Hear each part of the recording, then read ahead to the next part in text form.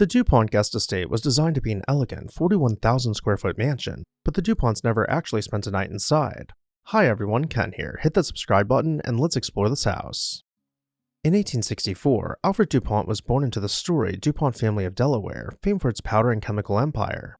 His great-grandfather founded the E.I. DuPont de Nemours Company in 1802, and Alfred grew up steeped in this industrial legacy. Bright and mechanically gifted, young Alfred briefly attended the Massachusetts Institute of Technology, but he left after only 2 years to start work at the family's mills, quickly proving his talent in the explosives business.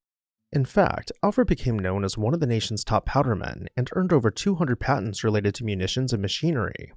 Despite his contributions, Alfred's career in the family company was turbulent. After helping modernize and lead the DuPont firm through the early 1900s, he found himself in a bitter power struggle with his cousins, Pierre and Coleman DuPont. The conflict turned acrimonious, and by 1916, Alfred was forced out of the company's leadership amid legal battles and family infighting. This dramatic ouster marked a turning point in his life. No longer at the helm of DuPont, Alfred turned his energies to new ventures and personal projects. He dabbled in publishing newspapers and set up investment companies, but one of his grandest undertakings during this period would be building a magnificent new home that rivaled the finest of his era. Alfred's personal life, meanwhile, was anything but dull. He had married his cousin Bessie Gardner in 1887 and fathered 4 children, but the marriage was unhappy and ended in a scandalous divorce in 1906. The very next year, Alfred shocked high society by marrying his second cousin, a move that alienated much of his family. Determined to please her, Alfred spared no expense in crafting a life of luxury for her.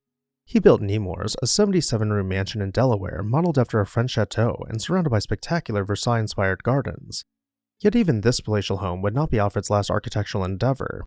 Always one to dream big, he soon set his sights on joining the ranks of East Coast magnates who maintained summer estates around New York City's Gold Coast.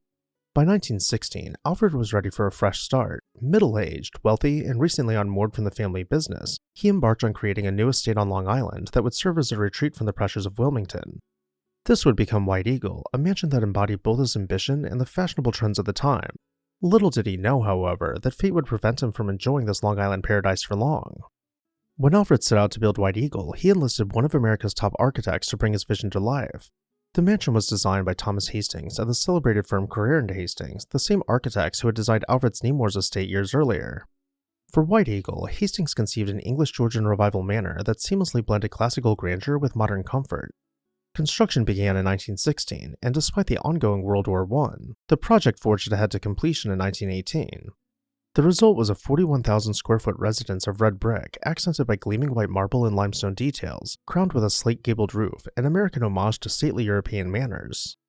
White Eagle's design was both imposing and refined. The mansion's main block was a 2-story structure perfectly symmetrical on its south front, where a formal entrance welcomed guests beneath a classical portico. 4 Corinthian columns, carved with acanthus leaves, supported a triangular pediment emblazoned with a decorative crest.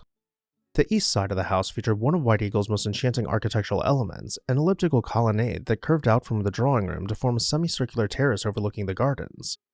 This graceful, open-air arcade, with its Doric columns and decorative urns, gave the rear elevation a distinctive flair and provided a scenic spot for summer soirees.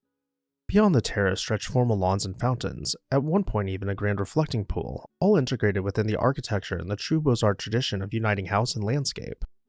Inside, White Eagle's entry hall would become one of its showpieces, although the most extravagant feature of this foyer was added a bit later by a subsequent owner. More on that soon. From the front door, one could see straight through the house to the rear, where French doors led out to a terrace garden. The couple hired Charles of London, an elite interior design firm, to furnish and decorate the mansion in European grandeur. Rich wood paneling, imported marble fireplaces, and ornate plaster ceilings all testified to the home's opulence. Yet for all its splendor, Alfred DuPont's Long Island Eden had an air of irony. The spectacular mansion was intended as Alfred and his wife's summer getaway, a retreat among the East Coast elite who flocked to Long Island's North Shore in that era. Dozens of Gilded Age tycoons, Vanderbilts, Guggenheims, Phippses, and more had estates nearby, creating a social scene of yachting, polo matches, and glittering parties. White Eagle placed Alfred DuPont in these exclusive ranks, and yet Alfred never actually resided in the mansion. By the time the estate was finished in 1918, his life was taking a different turn. The wife for whom he had built White Eagle tragically passed away in 1920, just 2 years after the house was completed. This, coupled with Alfred's financial strains around that time, meant the grand new mansion stood largely unused by its creator.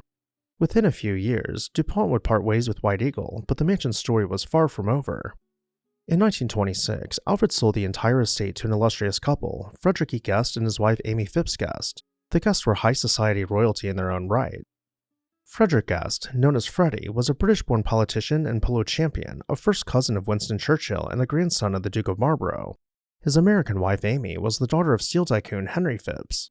Upon moving in, they decided to rename the property, and so White Eagle entered its second life as Templeton, the DuPont Guest estate. The Guest embraced Templeton and even enhanced its grandeur. In 1928, when Amy Phipps Guest's parents gave up their Fifth Avenue mansion in Manhattan, she salvaged an entire marble entry hall and grand staircase from that New York residence and had it meticulously reassembled in Templeton. This imported marble staircase became the focal point of the foyer, adding an extra level of opulence to the mansion's interior. Upstairs, the 13 bedrooms were decorated in classic European country house style, as originally envisioned by Charles of London. Time, however, brought more change. Frederick Guest passed away in 1937, but his wife remained the chatelaine of Templeton for decades until her own passing in 1959. At that point, Templeton was inherited by the Guest's son, Winston, and his famous wife, C.Z. Guest. C.Z. Guest was a style icon, a glamorous equestrian and fashion columnist known for impeccable taste, and together, this couple kept Templeton in the social spotlight through the 1960s. They modernized some decor with the help of renowned interior decorator Stéphane Boudon, yet still cherished the home's traditional beauty. In 1972, a new owner arrived for the venerable estate. The New York Institute of Technology purchased Templeton from the Guest family to expand its campus, thereby preventing the mansion from suffering the fate of so many Gold Coast mansions that were demolished in that era. The house was renamed again to NYIT de Seversky Mansion, in honor of Alexander P. de Seversky, a Russian-American aviator and inventor who was an NYIT trustee, instrumental in acquiring the estate. Since then, the mansion has enjoyed yet another life, this time as an educational and events venue. Its once private parlors and bedrooms now serve as offices and meeting rooms for the university. Crucially, NYIT has taken care to preserve the mansion's historic character. Even with modern updates, stepping inside is like walking back in time, with original wood paneling, fireplaces, and that magnificent marble staircase still intact. And with that, I'll turn it over to you. What did you think about the DuPont Guest estate? Let me know down below in the comments section. And while you're there, make sure you're subscribed so you never miss an exciting episode of This House.